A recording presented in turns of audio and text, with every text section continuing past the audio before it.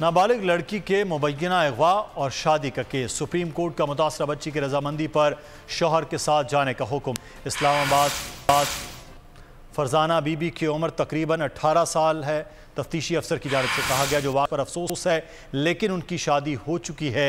Chief justice की जानिब से कहा गया शौहर के खिलाफ कार्रवाई का हुक्म दिया तो दोनों का मुस्तकबिल तबाह हो जाएगा। सुप्रीम कोर्ट का बच्चों को भी शौहर के हवाले करने का हुक्म।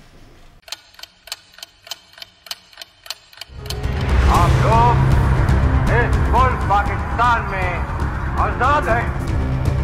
सहाफती उसूलों पर कारबंद। बोल न्यूज ने रखी रिवायत बरकरार। बोल न्यूज की जानिब से देखने वालों को यौम आजादी की बेहद मुबारकबाद। मुल्क भर से जश्न आजादी की तकरीबात बोल ने दिखाई अपनी स्क्रीन पर।